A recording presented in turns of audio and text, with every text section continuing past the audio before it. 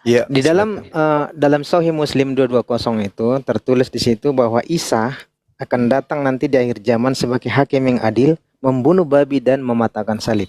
Nah, ini pengetahuan ini didapat Muhammad dari mana? Sedangkan ini tidak tertulis di Al-Qur'an. Dari gimana caranya Muhammad menuangkan ini dalam perkataannya sehingga ditulis dalam hadis? Dari mana Muhammad mendapat perkataan ini? Kalau perkataan Allah itu pasti dituangkan dalam Al-Qur'an. Bisa dijelaskan, Kak? Iya, baik. Kalau kita melihat di dalam Al-Qur'anul Karim bahwasanya Rasulullah Muhammad sallallahu alaihi wasallam itu setiap ucapannya itu adalah wahyu dari Allah, petunjuk dari Allah. Diterangkan kemudian di dalam kitab suci Al-Qur'an bahwa yang diucapkan oleh Rasulullah itu adalah petunjuk, uraian dari apa yang terlontar dari mulut Rasulullah itu adalah penjabaran dari isi Al-Quran. Itu jelas itu. Bil bayyinati waz zubur wa anzalna ilaika dzikr litubayyana linnas ma nuzila ilaihim wa la'allahum yatafakkarun.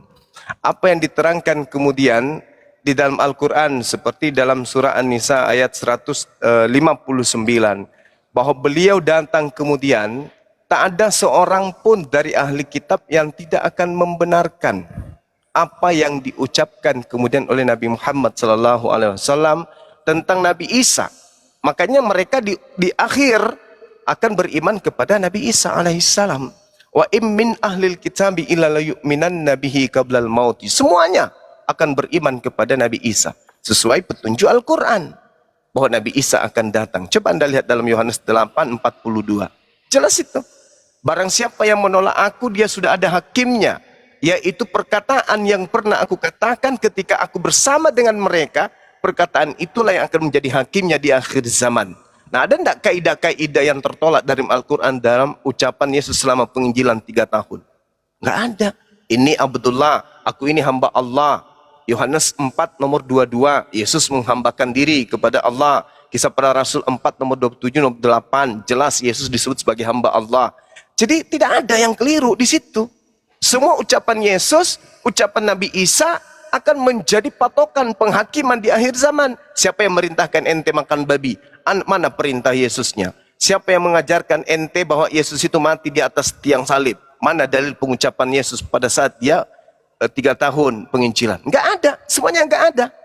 Makanya dikatakan dalam Yohanes 14, 12, 49, 50, aku tidak berkata-kata dari diriku sendiri. Dalam Al-Quran, qala subhanaka ma yakunu li an aqula ma laysa li bihaqq. Sama. Dan ucapan Allah, firman Allah itu adalah kekal. Kata Yesus dalam Yohanes 12:50 itu tadi. Ma qultu lahum illa ma amartani bi ani abudullah rabbi wa rabbakum. Hidup kekal itu adalah mereka mengenal engkau satu-satunya Tuhan yang benar dan mengenal aku yang engkau utus. Sebagai apa? Sebagai utusan, berarti Rasulullah. Ya Bani Israel ini Rasulullah. Nah, Kristen ini kelompok beda, kelompok di luar daripada pengajaran nabi-nabi.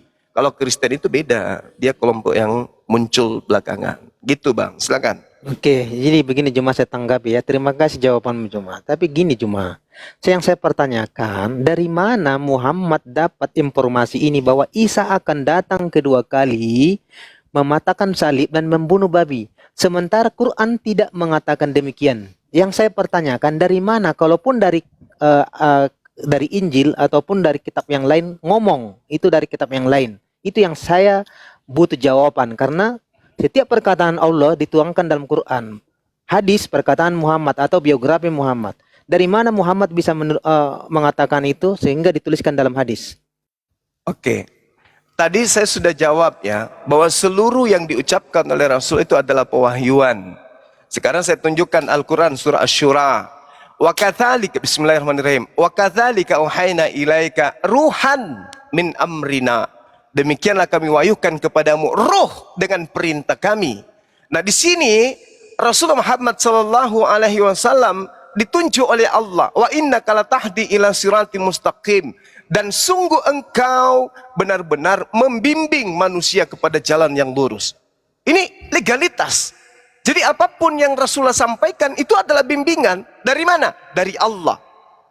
Itu jelas. Kul in kuntum tuhibbunallah fattabi'uni. Perintahkan manusia itu ikut kepadamu. Ikutlah kepadaku, kata Rasulullah, kata Allah melalui Al-Quran. Nah, sehingga apa yang dikatakan oleh Rasulullah kami ikutin. Fattaqullaha wa ati'un. Ya ayyuhalladzina amanu ittaqullaha wa ittaqullaha, bertakwalah kepada Allah dan taatlah kepada Rasul. Dan taat jugalah kepada baginda Rasulullah Muhammad SAW. Dia diberi legitimasi dari Allah untuk membimbing manusia. Jadi apa yang diucapkan kami imani.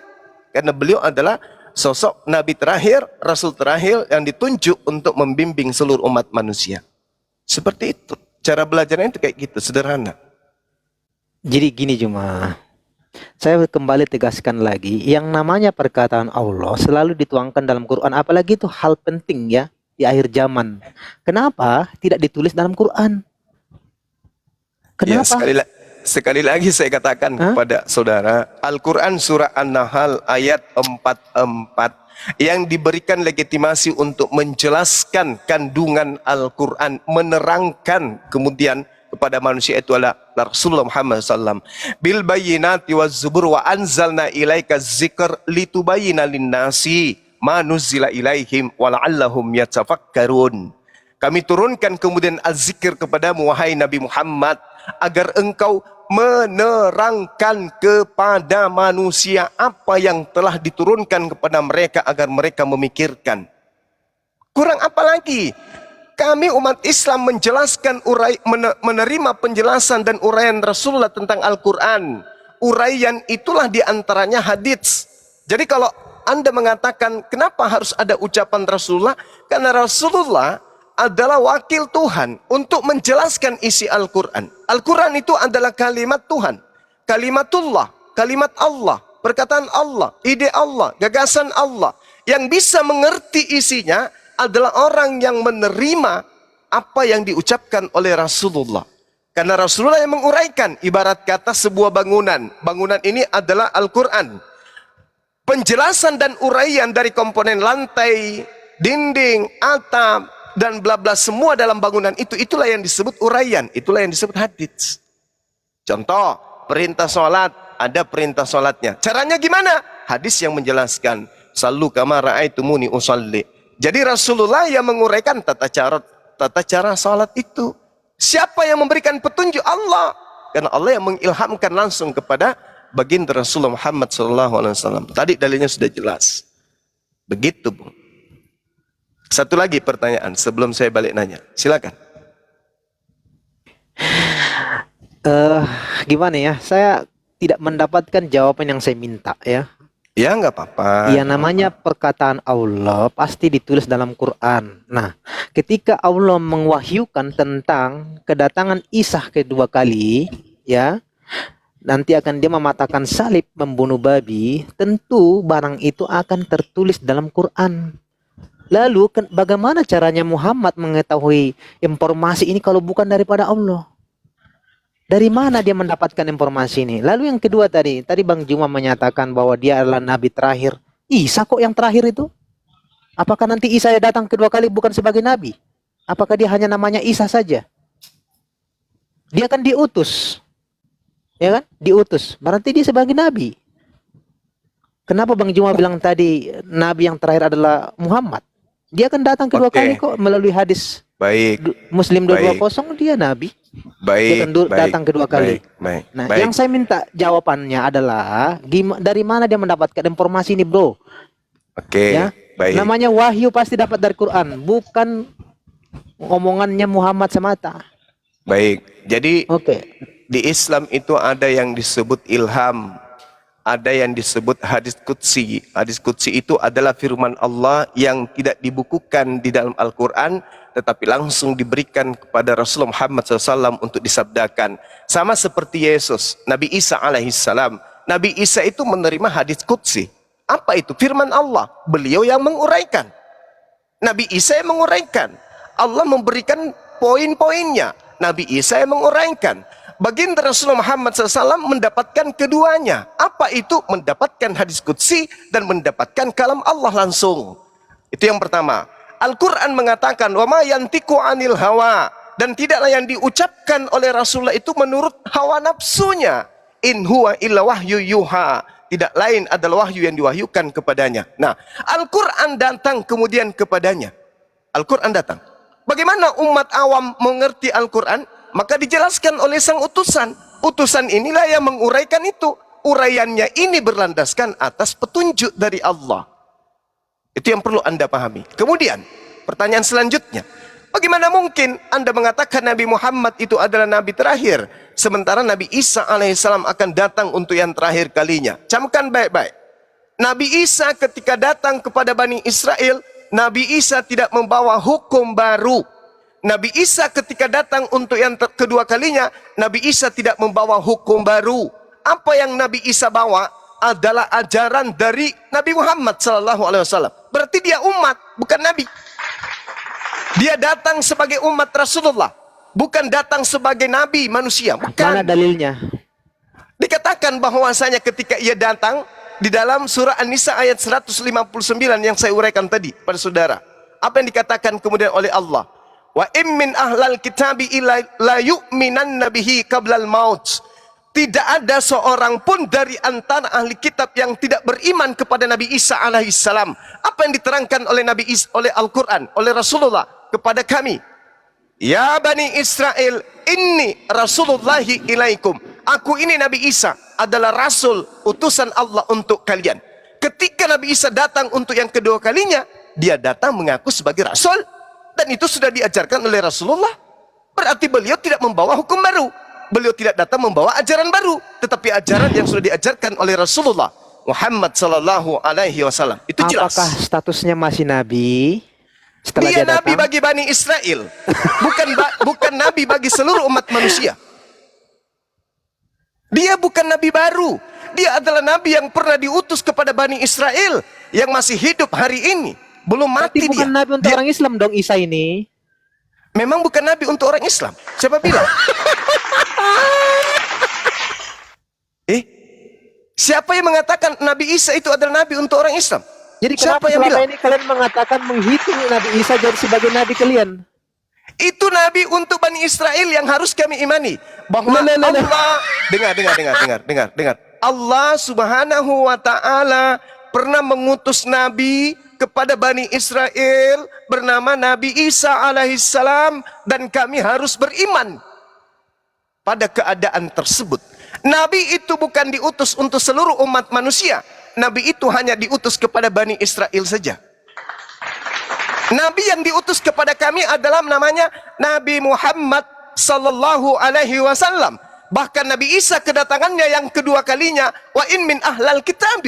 Dia hanya datang untuk ahli kitab. Dan Anda boleh baca dalam Yohanes 8:42. Kira-kira Yesus datang nggak untuk kalian tuh? Yesus datang hanya untuk ahli kitab. Kenapa Isa disebut Islam? Hah? Isa disebut Islam? Maksudnya apa ini? Oke, saya rasa sudah selesai. Sekarang giliran saya bertanya satu aja pertanyaan. Dengarkan pelan-pelan pertanyaan saya. Dengarkan pelan-pelan pertanyaan saya.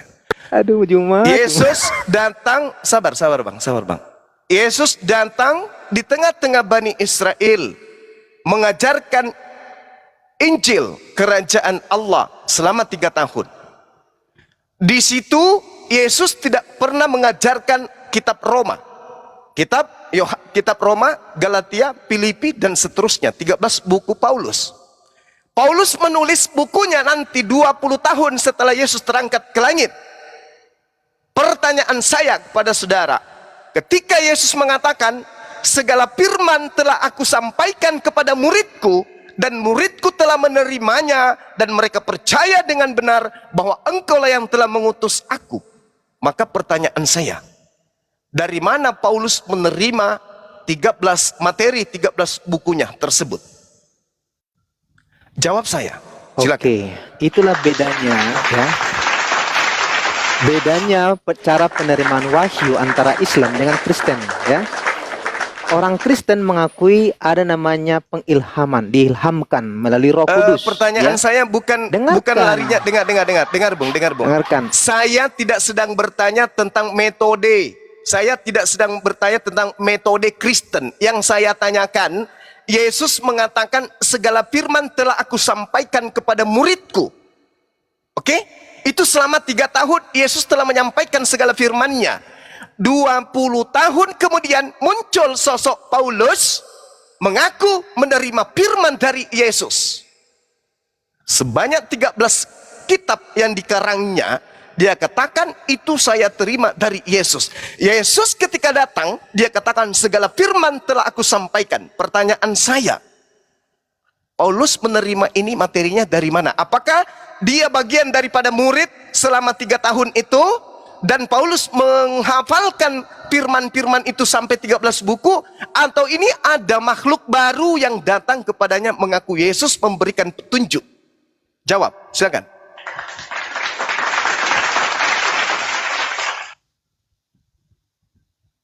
Silakan. Apakah Paulus bagian dari tiga tahun itu? Apakah Paulus bagian dari murid? Dan nanti di tahun 52 Masehi baru dia tuliskan hafalan-hafalan yang terima dari Yesus atau gimana? Silakan. Ya. Oke, di dalam Kisah Para Rasul 9 ya, itu sudah dijelaskan di situ bagaimana perjumpaan Yesus dengan Paulus. Kisah Para Rasul, Bung. Kisah Para Rasul itu ditulis tahun 80-an, Bung. Itu lebih parah lagi tuh. Karangan Lukas itu lebih parah lagi. Kalau Paulus menulis tahun 52 mulai. Jangan seperti itu, tidak akan mungkin. Sabar, Bung. Saudara, Anda lari dari pertanyaan saya. Saya tidak mau Anda menuliskan kisah-kisah atau menjelaskan tentang kisah-kisah yang ditulis tahun 80-an sampai 85 itu. Saya tidak inginkan itu. Patokannya, dengar. Kami, Saudara, patokannya adalah Yesus. Yesus ini penyampai firman. Sabar. Kamu minta saya menjelaskan, ya saya jelaskan sisi kami. Jangan minta seperti kamu. Sabar. Kalau Anda menguraikan kitab saudara, maka yang muncul adalah error standing. Kenapa? Karena Anda sedang ingin mengatakan bahwa apa yang terjadi terhadap Paulus itu ditulis tahun 80-an sampai 85 bahwa Paulus pernah bertemu dengan Yesus. Ini dasar pijakannya apa? Sementara sang sumber Yesus. Kenapa bukan Yesus yang berkata? Kenapa harus penulis yang tahun 80-an? Kenapa bukan Yesus selama 3 tahun yang berkata? Pada saat Yesus ke Damsyik bersama dengan Filipus, di situ dia berkata kepada Paulus, kenapa bukan metode-metode kayak begini yang Anda tampilkan? Apa karena tidak ada? Ada atau tidak ada? Apakah engkau cuma tidak menyadari hal yang sama terjadi kepada orang Muslim? Ketika hal yang kau katakan tadi, wahyu Allah yang ditulis dalam hadis, lalu memakai perawi, kenapa Muhammad? Sudah selesai. Kalau Anda berbicara, dengar. Kenapa? Kalau Anda dengarkan saya. Saya akan bahas itu. Dengarkan saya. Kalau Anda berbicara mengenai Al-Quran dan berbicara mengenai hadits, saya uraikan. Al-Quran dihafalkan sesaman dengan Rasulullah. 1. Hadits dikatakan sahih ketika hadis itu bersanad dengan sahih. Apa itu? Rasulullah berkata, diterima oleh ucapannya oleh sahabat. Sahabatnya menyampaikan kepada sahabat yang lain. Sahabat menyampaikan kepada tabi'in. Tabi'in menyampaikan kepada tabi'in sampai kepada penulis. Itu hadits. Kalau itu terputus mata rantainya, maka itu dikatakan hadis dhaif. Kalau itu tidak sampai kepada Rasulullah, maka itu disebut hadis palsu. Sekarang, kalau itu yang Anda jadikan tolak ukur, Lukas menulis kitabnya di tahun 80-an, menceritakan tentang Yesus. Bolehkah sedikit saya bertanya, informasi yang dituliskan Lukas ini, Lukas terima dari mana? Sampai kepada Yesus. Ingat tahun 80-an dia menulis. Siapa yang menyampaikan kepada Lukas, oknum tersebut menerima dari mana, sampai kepada pemberitaan Yesus. Dengarkan. Hal itu terjadi di waktu Musa menuliskan kitab-kitab itu. Apakah Allah, dengarkan dulu. Dengarkan. Itu makanya saya bilang tadi, makanya diilhamkan Roh Kudus itu, Roh Kuduslah yang bekerja di dalam hidupnya sehingga dia bisa menuliskan. Oke, kita ambil contoh bagaimana Musa menuliskan tentang kejadian. Dengarkan dulu saya. Ya, silakan. Karena Musa menuliskan tentang kejadian ya, sedangkan dia hidup jauh sekali dengan Nabi Adam. Bagaimana dia bisa menuliskan itu? Saya jawab. Bagaimana? Saya jawab. Baca Kisah Para Rasul 7 nomor 35, 38 dan 53. Dengar. Anda bertanya saya jawab. Anda bertanya saya jawab. Saya menjawab. Kalau saya jawab melalui Al-Quran, pasti Anda tidak percaya. Saya jawab melalui kitab saudara yang karangan itu. Di dalam karangan Lukas menceritakan, Lukas 7, Kisah Para Rasul 7 nomor 35, 38 dan 53 dikatakan bahwa malaikat-malaikat datang ke Gunung Sinai bertemu dengan Nabi Musa untuk memberikan hukum Taurat dan perjanjian kepada Bani Israel dan Bani Yehuda. Jelas bukan?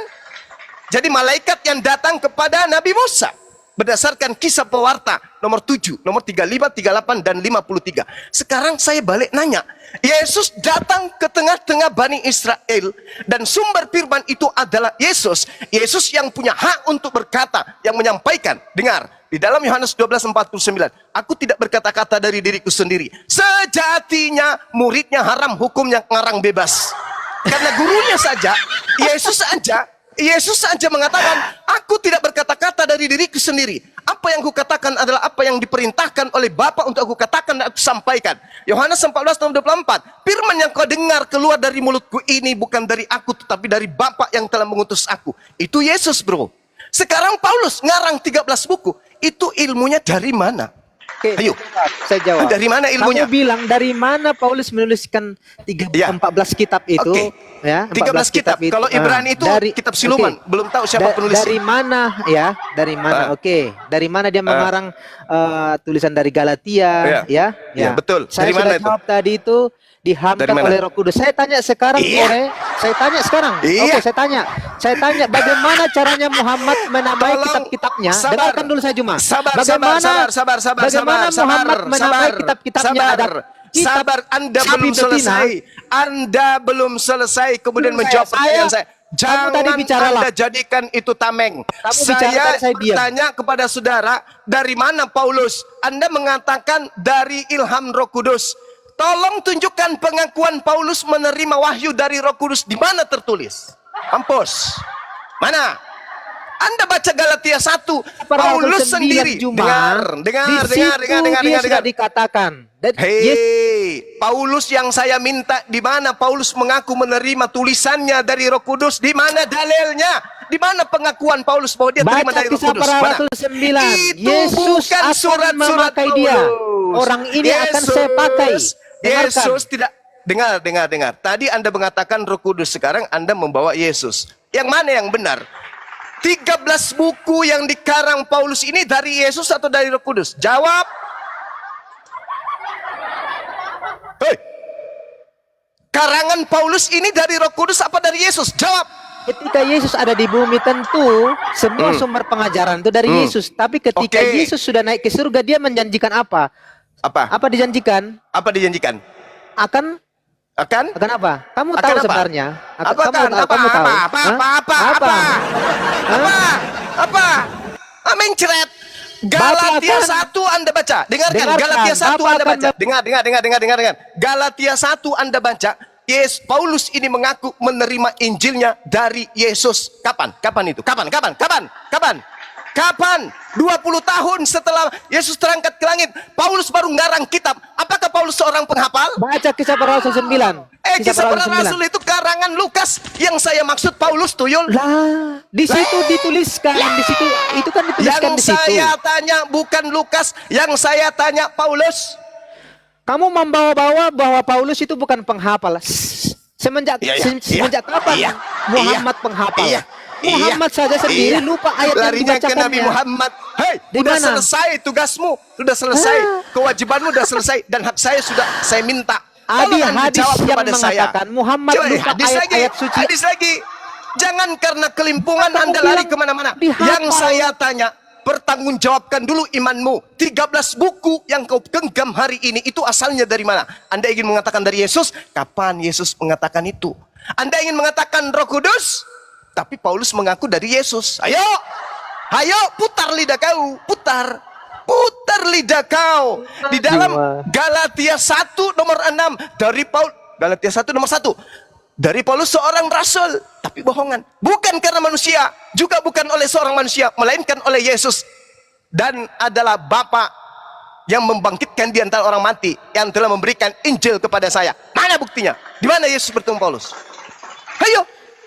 Loh, Loh, Kisah Para Rasul 9 ayat 1 kok Kisah baca Para itu? Rasul 9 itu karangan tahun 80-an yang ditulis oleh Lukas. Jangan kau bawa. Juma. Juma, Itu Juma. yang tertulis dalam kitab kami. Apakah Juma. saya Nah, harus itu mengatakan urusanmu. yang Itu tidak urusanmu. sesuai? Loh, Sekalian kalau lu saya dengan bertanya, kitabmu. lalu saya Sekalian tidak lu. bertanya, lalu saya Sekalian tidak lu dengan percaya kitabmu lu kepada tanggung jawab. Ini kamu belum Kan jawab kita nih. berdebat, Juma. Yesus, dengar, Apa yang dengar, kita dengar, berdebat? dengar. Yesus berkata, Paulus berkata, aku heran bahwa kamu begitu lekas berbalik daripada dia yang karena kamu manusia putar sana, Yesus putar Kristus sini, memanggil Juma, kamu untuk Juma. mengikuti suatu Injil yang lain.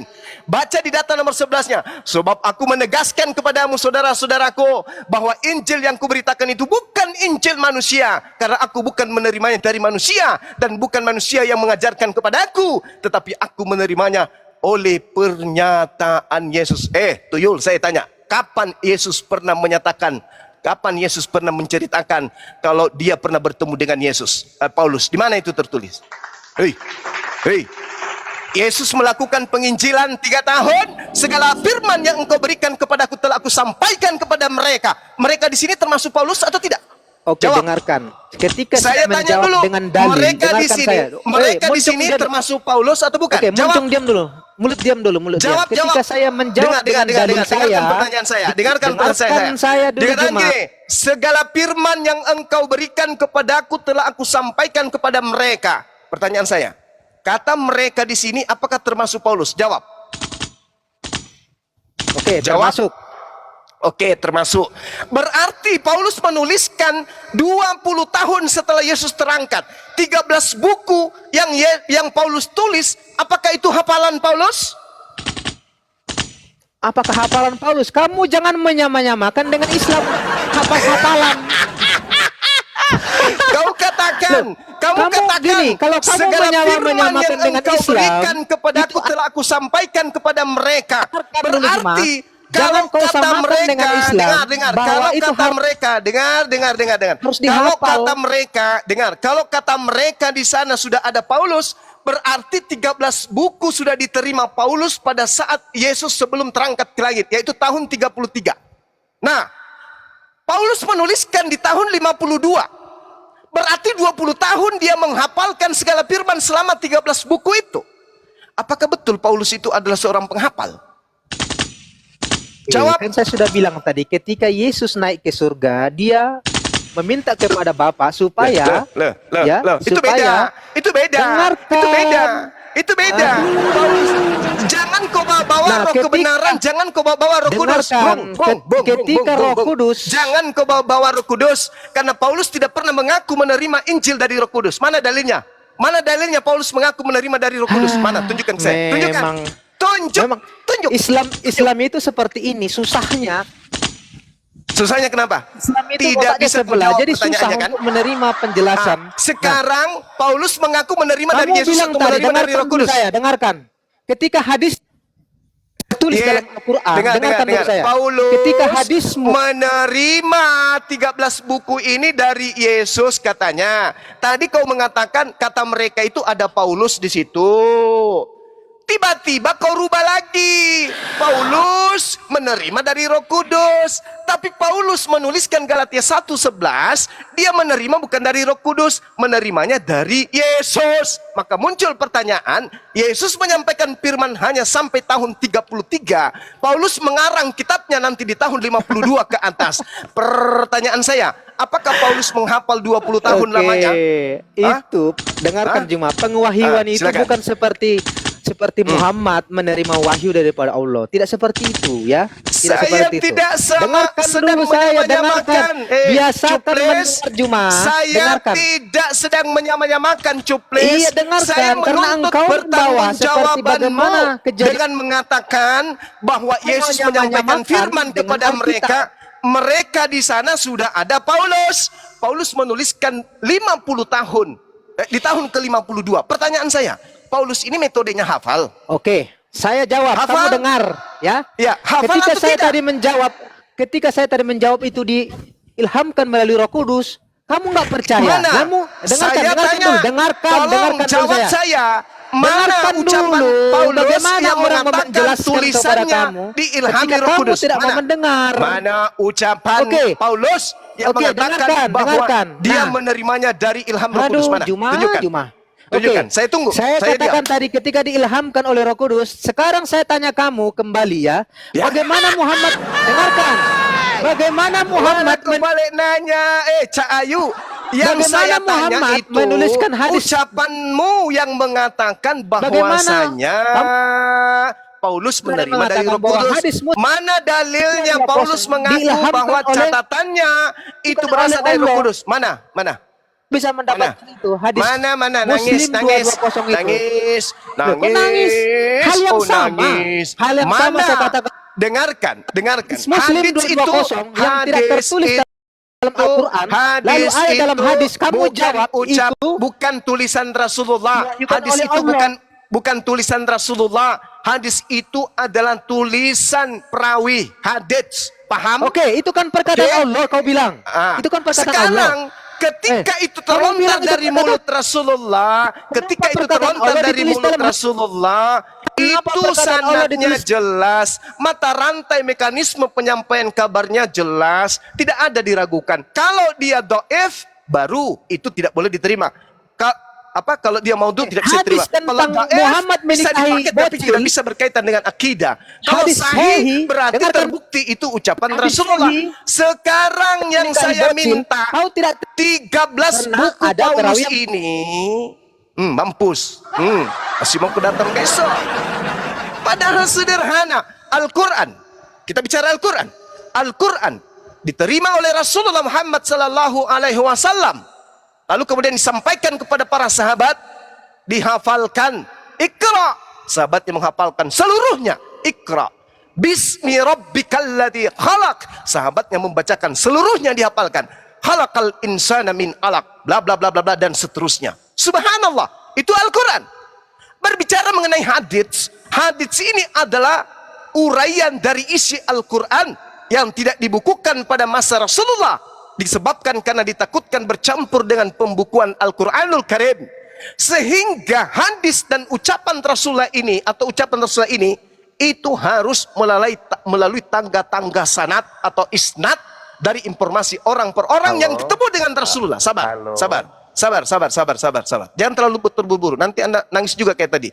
Rasulullah mengucapkan satu kata A sampai kepada pendengarnya. Pendengarnya menyampaikan kepada kamu sampai kepada perawi, dituliskanlah kemudian hadis itu. Kalau dia tidak terputus, artinya berkesinambungan, artinya itu adalah perkataan Rasulullah yang valid, yang sahih, yang benar, yang tidak akan diragukan oleh umat Islam itu sendiri.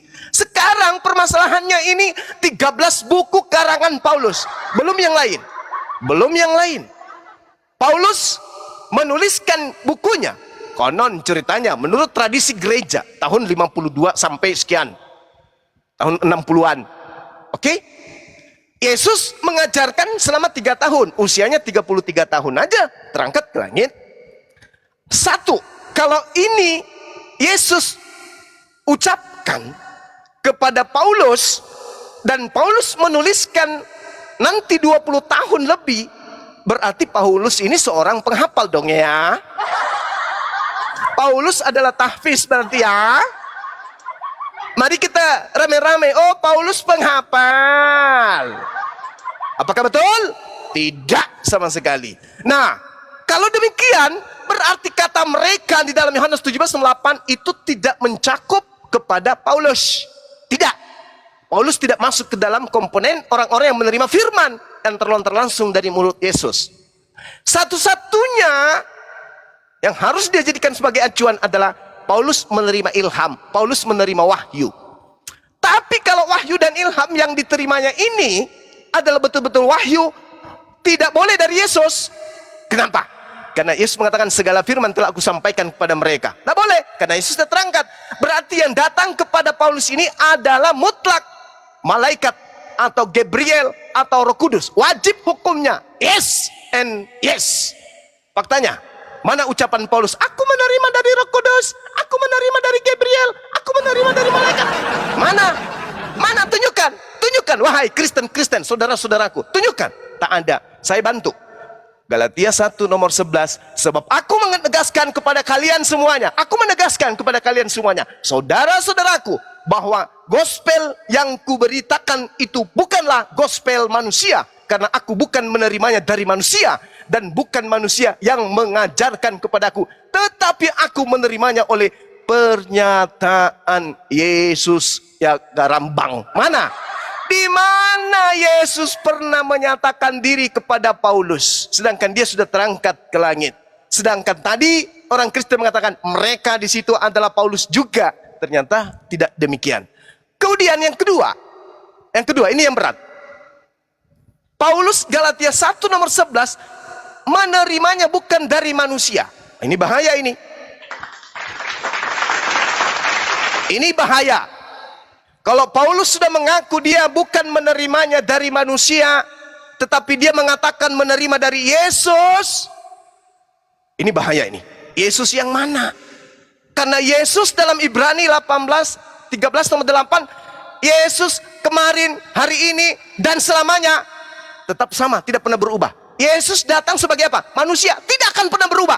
Yesus manusia. Ternyata dia mengatakan, aku menerimanya bukan dari manusia. Lalu dari mana? Aku menerimanya dari Yesus. Sejak kapan Yesus bukan manusia, Cak Ayu?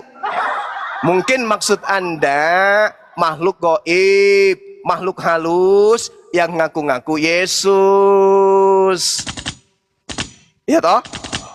Makhluk halus yang datang kepada Anda ngaku-ngaku Yesus. Makhluk itu mengaku Yesus, tapi Yesus yang bukan manusia. Karena Yesus yang 3 tahun ini adalah Yesus yang manusia. Yesus yang memberitakan firman kepada murid-muridnya ini adalah Yesus manusia. Sedangkan Yesus yang datang kepada Anda itu bukan Yesus manusia. Lalu Yesus siapa? Yesus siapa? Iblis, Sibolis. Halo, Juma. Akulah Halo. Yesus bintang timur, Halo, sang Juma. Lucifer yang memberitakan Halo, 13 Juma. buku kepada Jangan Pak kayak drum Paulus. kosong aja lo. Juma. Ya saudara-saudara Kristen, tugas saya sudah selesai. Halo, Juma. Tugas saya Kamu hanya memberikan tidak peringatan. drum kosong loh. Anda Sebenarnya mau drum kosong menerima itu peringatan bukunya ini. Ri, tapi isinya- Terima kasih. Anda tidak mau menerimanya Woi, Juma, juga, tak apa, kamu tuh tak ada korban paksaan. Saya hanya menyampaikan Juma, apa dengar yang Juma. benar di dalam Bible Anda Woi, menyatakan Juma, bahwa jangan dulu, Juma. Paulus menerima kitabnya dulu, bukan dari Juma. manusia, berarti bukan dari Yesus. Juma, Ah, Juma, ah, ah. kamu tuh kayak drum kosong loh. Nggak apa-apa, nggak masalah. EGP dengan Anda. Gitu loh. Nggak apa-apa. Jadi Kalau mulutmu begitu tuh saya kayak tanya, ayam lagi Anda ngumul-ngumul mengatakan saya gitu. kosong. Saya tanya Salah. sama Anda, Kamu itu Paulus bagaikan menerima kosong. Tahu 13 nggak? Saya pun bukunya bisa bukan kuat dari loh. manusia. Lalu dari mana? Hanya ada 3 nih. Kuat, saya pun Hanya bisa ada kuat, 3. kuat. Kalau Bukan bukan kamu manusia aja, hanya ada Pak. 3. Tahu nggak? Open cam kamu. Hanya ada 3. Oke? Kamu. Hanya ada 3. Sumbernya hanya ada 3. Open Yang cam pertama kamu tidak Tuhan. Yang kedua adalah makhluk iblis. Yang ketiga dari hewan. Ayo, kalau dari Tuhan kan jelas dari malaikat ya. Karena pasti malaikat Tuhan tidak mungkin turun. Dari Tuhan alias malaikat sebagai wakilnya. Yang kedua dari setan. Yang ketiga dari binatang. Ada nggak Yesus Paulus menerima dari situ? Karena Yesus mengatakan bukan dari manusia aku menerimanya. Ayo, lalu dari mana? Paulus mengaku menerima Injil, Gospel, Bible itu dari selain manusia. Lalu siapa? Manusia bukan. Berarti kandidatnya Shalom. adalah apa? Kandidatnya Selamat adalah sore. hewan. Sore Terus Bang kemudian Juma. setan. Yang ketiga adalah malaikat, utusan Tuhan. Yang mana yang benar? Paulus menerima dari mana? Selamat sore Abangku Juma. Iya, semangat sore. Oke ya? Iya. Nah, dari Oke, mana? Bang. Ini ada 3 kandidat ini bang. Kalau manusia kan gagal nih, berarti bukan dari Yesus asli. Karena Yesus asli kan manusia, berarti bukan Yesus asli. Nah, Yesus yang mengaku, makhluk yang mengaku Yesus ini menurut Paulus ini, dia malaikat kah? Dia iblis kah? Atau dia hewan? Hanya ada 3 kandidat. Silakan. Waduh. Sepertinya oke Bangku. Oke, saya akan mencoba menjawab Semoga bisa terjawab, dan jika pun Iya. nanti tidak sesuai dengan hati Bang Zuma, ya Iya. tidak, saya juga tidak memaksa untuk bisa saudara untuk memaksa untuk percaya. Iya. Tapi begini saudara, Iya. saya udah 2 kali bertemu sama Bang Zuma. Ini Iya. udah ketiga kali ya. Iya. Dan pembahasannya dengan hal yang sama. Iya. Dan dengan hal yang sama yang menanyakan tentang siapa itu cahaya. Ya. Enggak, bukan ke situ, Bang. Yang saya Gimana? tanya, Paulus mengaku menerima Injil bukan dari manusia, berarti bukan dari Yesus. Nah, Iya, kalau iya, bukan iya. dari manusia, bukan dari Yesus, berarti hanya ada 3 kandidat. Dari malaikat, dari binatang, dari setan. Oke, Mana oke, di antara ketiganya? Silakan. Oke. Bang Ya. Zuma punya Alkitab kah di situ? Gimana? Bang Zuma punya Alkitab di situ? Alkitab, Bible maksudnya. Bible saya banyak di lemari itu menumpuk, Bang. Oke. Coba Bro buka dulu 2 Timotius dulu, Bro. Hah? Bro, 2 Timotius 2. Bang Zuma buka 2 dulu Timotius tuh. 2. Iya, Oke, nomor 5. ayat 3, pasal 3 nomor 16. Tunggu. 2 Timotius berapa? 2 Timotius 3 Oke. Terus nomor 16. Timotius nomor 16. Oke. Ya. Kenapa Saya dia? baca Pak, Abang Kuzuma yang Abang lah yang baca, Abang yang baca. Saudara yang Oke. baca. Oke. Oke. Saya baca kepada Iya. kita Iya. bahwa di situ berbunyi segala tulisan yang diilhamkan oleh Allah. Allah. Ya. Oke. Jadi saya tidak itu poinnya. Jadi saya berhenti di situ aja. Iya. Jadi Alkitab itu adalah pengilhaman yang dimana Tuhan menyampaikan firman-Nya kepada manusia. Dan Oke. menyampaikan firman-Nya itu bisa melalui orang yang dia Oke. pakai dalam menyampaikan firman-Nya. Dan Ya. dia memilih orang-orang untuk menyampaikan firman-Nya. Dari Oke. Kejadian sampai Wahyu, Tuhan memilih setiap orang yang dipakai untuk menyampaikan firman itu. Itu yang pertama.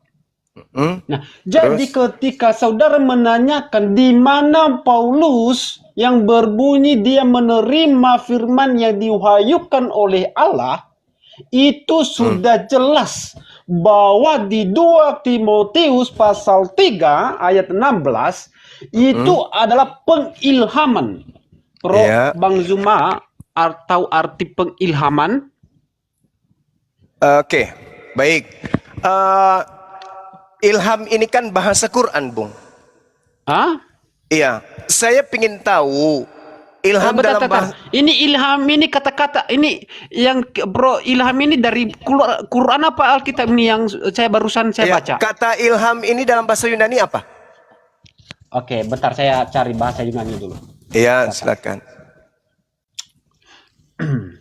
Tak.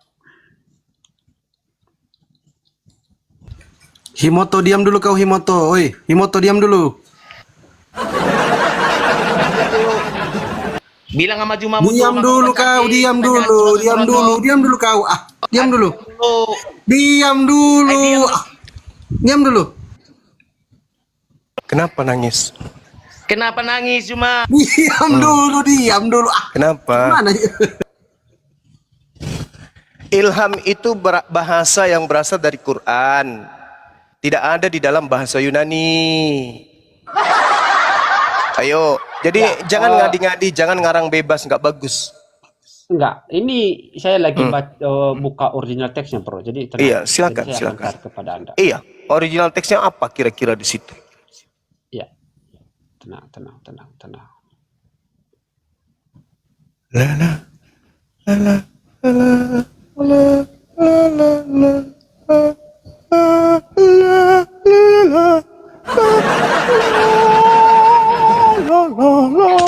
Bang Zuma, Bang, Ya. sekedar info Bang, ini ya Duhu ini gurunya Bang Kriosmoto loh. Kalau dalam soal bahasa Ibrani dengan apa? Bahasa Bagus Yunani. itu. Bagus. Iya, Kenapa ini dia nggak gurunya tahu? ini. Theopnestos kenapa nggak tahu? Ah itulah, saya heran juga. Kemarin dia ngajar Bang Kriosmoto loh di roomnya Ito Faruk. Ayo, bahasa Yunani di situ apa? Apa artinya dalam Oke. bahasa Indonesia? Ini bro, saya baca ya. Hmm. Dalam bahasa original teks. Ya, Theopeustos. ya, saya Itu sudah katakan tadi. dalam Artinya original apa? teks. Kalau kita melihat Hmm. pengertian definisi kata itu, yang pertama dinafaskan oleh Allah. Itu yang pertama. Dinapaskan. Kedua, diilhamkan oleh Allah. Itu. Kenapa Udah, bisa? udah jelas? Ini dinapaskan maksudnya gitu. Napas. Ya kan diilhamkan kan ada dua definisi di situ. Coba. Ada dua definisi di situ. Yang Iya. pertama adalah dinafaskan oleh Allah, diilhamkan oleh Tuhan. Jadi Oke. artinya Tuhan yang mengilhamkan, memakai para rasul dan para nabi untuk menyampaikan firman-Nya pada manusia. Silakan. Oke, baik. Kata Allah di situ original teksnya apa? Kalau di dalam di sini dia mengatakan theopneustos. Iya. Kenapa ada kata Allah di situ? Ya kan diilhamkan oleh Allah, itu artinya Allah original teksnya apa rupanya?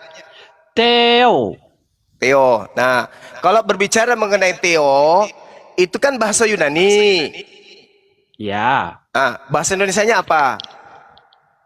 Theo bahasa Indonesia ya Tuhan.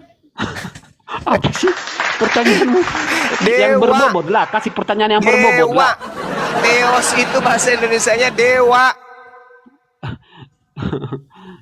Ya Tuhan, junjungan. Kalau dewa itu sembahan. betul. Kalau akontas Sembahan. Tuhan dalam bahasa Yunani. Ya. Sedangkan yang Ya, digunakan terus? di situ adalah dewa. Berarti terjemahan dalam kitabmu ini adalah segala tulisan yang dinapaskan dewa memang bermanfaat untuk mengajar. Itu betul. Bukan Allah, Oke. bukan Jadi- ilham. Jangan lari ke Jadi- ajaran Islam, jangan, nggak boleh. Oke gini. Saya mau nanyakan dari mana Anda mengatakan bahwa kata ilham itu dari Al-Qur'an. Sedangkan di dalam original teksnya itu adalah theopneustos. Oh, bagus, Jawab. pertanyaanmu bagus, Jawab. pertanyaannya bagus. Ya, Tunggu ya, silakan. tunggu, saya kasih judul dulu ya, oke. Ya. Mantap sekali. Al-Quran mengatakan kata ilham itu di dalam surah apa itu ya, teman-teman? Nanti Dinda Asam juga Unir, ada. Asyam ya. Udah, yang lain diam biar aku sama Bang Juma ini. Yang lain diam dulu lah. Wa taqwaha.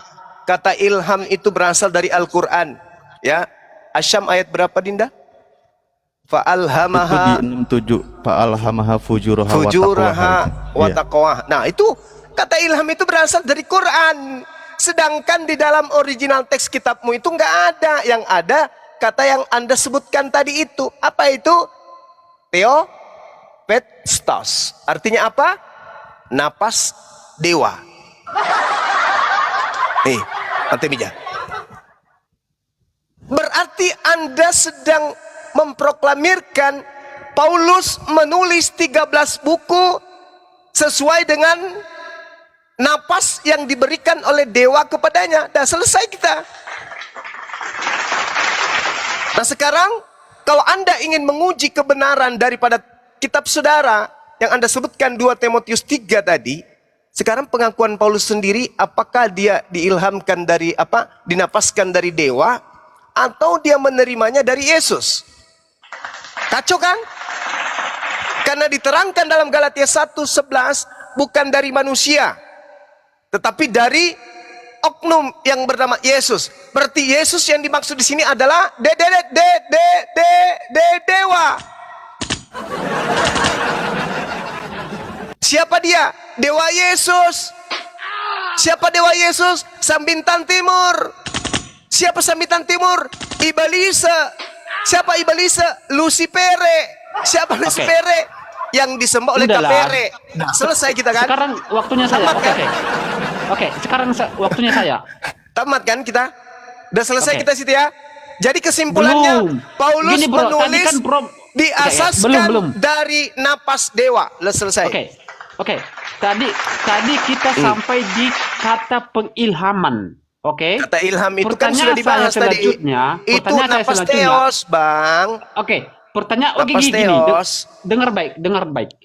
Pertanyaan saya selanjutnya, ketika saudara menanya kepada saya, kata ilham itu adalah bahasa Al-Qur'an. Oke, Ya. saya ikutin. Memang. Anda mengatakan itu bahasa Al-Qur'an. Oke. Betul. Nah, pertanyaan saya selanjutnya, ketika Anda mengatakan ilham itu adalah kata Al-Qur'an, sedangkan Alkitab itu sudah lebih dahulu daripada kitab saudara. Betul, Bukankah? lebih dulu kitab saudara betul, tapi yang digunakan adalah kata Theopnestos. Pakailah Tapi itu. kan Theopnestos itu kan original teksnya. Iya betul. Tetapi diterjemahkan dalam bahasa Indonesia kan? Iya, nenekmu kiper berarti kitabmu niru-niru Islam. Kan Oke. aslinya kitabmu Theopnestos artinya Oke. napas dewa. Oke. Kenapa larinya ke ilham Allah? Oke. Kan dia nyambung. Oke. Ini gini aja analogikannya begini Bang Juma. Udah ya? Ketika kita Udah. menyebut 1 dan 2, mana yang lebih duluan? 1 apa 2? Lebih duluan kata Theopnestos daripada kata ilham Allah. Jawab dulu. Mana yang lebih duluan? 1 apa 2? 1 lebih dulu. Oke. Lebih duluan kata Oke. Theopnestos Oke, daripada ilham Iya. Allah. Oke, Nah stop di sekarang situ. kitabmu meniru Stop yang dulu di mana? situ. Kok justru Stop meniru dulu di situ. Al-Quran? Oke, Anda mengatakan kami meniru Al-Quran. Oke, saya menanyakan gitu dong, sekarang. gitu dong. Oke. Gini. Sedangkan di dalam pengkanonan kami itu adalah abad keempat. Oke. Sedangkan kitab saudara baru saudara baru Iya, muncul saya abad ke-7. ngerti. Mana yang lebih duluan? Alkitab atau Alamak. Al-Quran? Coba jawab. Lebih dulu Bible. Ah, Lebih dulu gitulah, Bible. jujur. Nah, Jujur di gitu. Biblemu yang lebih dulu itu tertulis apa? Ilham atau Ya kalau original Nestos. saja Theopneustos. Nah, apa itu? Ya yang diilhamkan oleh Allah. Mama Apa sih Mama Ini kitabmu Theopnestos itu artinya napas dewa. Nah, itu definisi yang pertama. Oke, saya tidak menyangkal. Definisi kedua itu adalah diilhamkan oleh Tuhan. Oke? Mati meja. Sekarang definisi pertama, yang mana yang benar, definisi pertama atau definisi kedua? Nah, jadi di sinilah ketika dalam pengertian menerjemahkan original teks, maka dibutuhkan yang disebut adalah hukum Tiru-tiru gramatikal kitab agama dalam lain. pemilihan kata. Itu ingat. Gitu. Itu ada aturan dalam pemilihan kata. Tidak hanya ini yang sesuai keinginan saya, maka ini yang baik. saya ambil. Giliran Oke? saya bertanya. Al-Quran mengatakan bahwasanya ada kata ilham. Kitabmu ada kata neptos atau napas. Ya. Sekarang yang menggunakan asli kata ilham Al-Quran atau kitabmu? Jawab.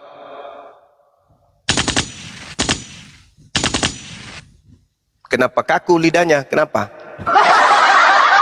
Yang menggunakan asli kata ilham, kitab saya atau kitabmu? Jawab.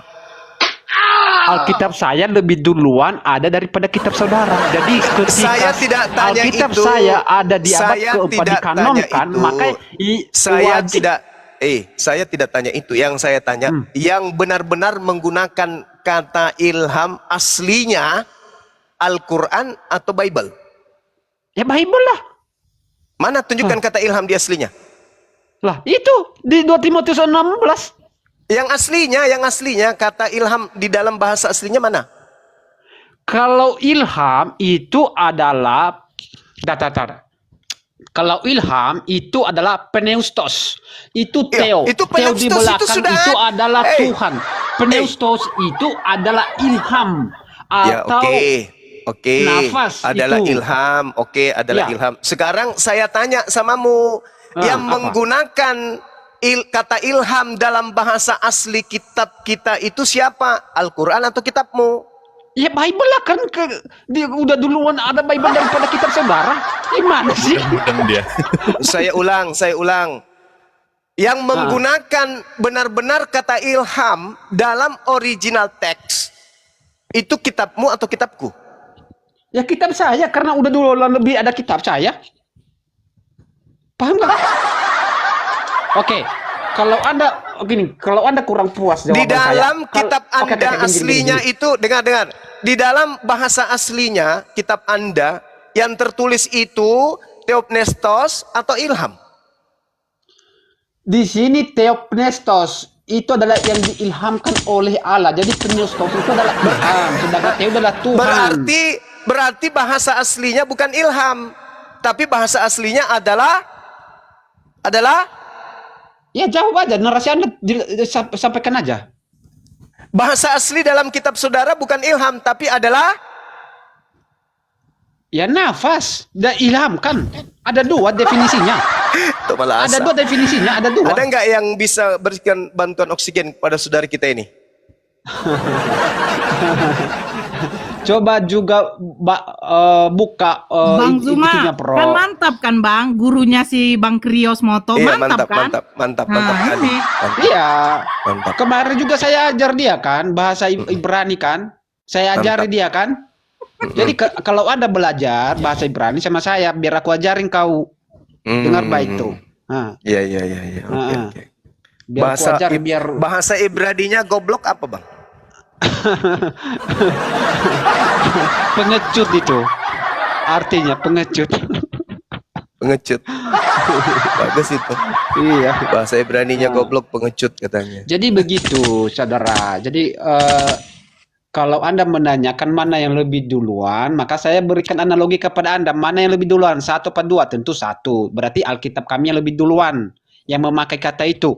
Jadi kitab saudara adalah tiruan daripada Alkitab kami. Contoh, tokoh-tokoh Alkitab, tokoh-tokoh nabi-nabi saudara itu adalah sebagian besar itu adalah bercerita tentang nabi-nabi Saya kami. ulang lagi deh, sekali lagi sebelum saya tinggalkan Anda sekali lagi, Bang.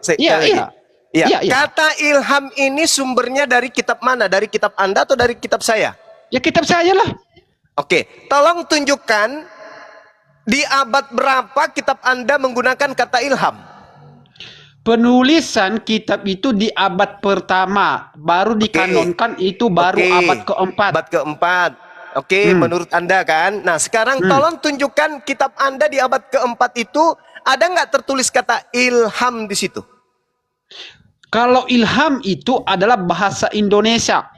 Kalau di dalam bahasa original teksnya itu adalah Pneustos. Nah, berarti Anda sudah mengatakan bahwa kata ilham itu tidak ada dalam kitab saudara. Karena itu adalah bahasa Indonesia. Terjemahan, bro. Nah, sekarang saya tanya, gimana sih lu? terjemahan? Lu gimana sih? Kok nggak sampai sih akalmu? Katanya pakai akal. Oke. Tahun berapa kitab Anda diterjemahkan awalnya ke dalam bahasa Indonesia? Kalau tahun pertamanya itu ya, kalau mohon maaf saya belum mendapatkan informasi seperti itu. Kira-kira. Saya tidak bisa memperkirakan karena saya tidak memiliki gambaran hal itu. Itu abad keberapa? Mohon maaf, jadi saya nggak memiliki gambaran hal itu. Abad keberapa? Kira-kira abad keberapa? Ya, kan saya udah bilang, saya udah jujur kan, mohon maaf, saya tidak bisa memiliki gambaran informasi hal itu. Belanda datang ke Indonesia itu tahun berapa? Gini aja, kalau Anda bernarasi sampaikan aja biar aku tanggapi nanti. Kitab Anda itu diterjemahkan, Anda kan mengakui bahwa kata ilham itu adalah terjemahan kitab saudara. Itu tahun berapa diterjemahkan? Kan saya udah bilang, saya itu tidak memiliki informasi gambaran yang lebih jelas di mana tahun pertama kali dipakai kata ilham itu dalam bahasa Indonesia. Saya tidak memiliki kapan tahun berapa. Baik. Tapi intinya, Pneustos saya tanya, itu Indonesia merdeka tahun berapa? Indonesia merdeka tahun berapa? 45. 45. Bahasa Indonesia itu mulainya kapan ada?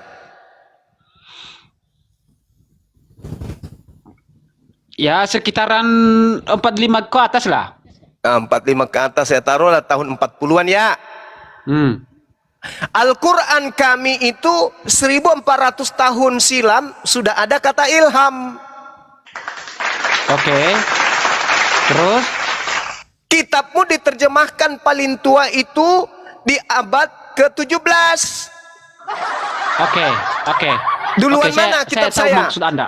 Oke. Saya paham Kira-kira maksud duluan Anda. mana Al-Quran menggunakan kata ilham daripada kitab Anda yang diterjemahkan di abad Oke. ke-17? Kira-kira Ya, saya duluan paham. mana? Saya connect dengan pertanyaan saudara. Iya. Begini Duluan saudara. mana? Duluan mana? Oke, gini.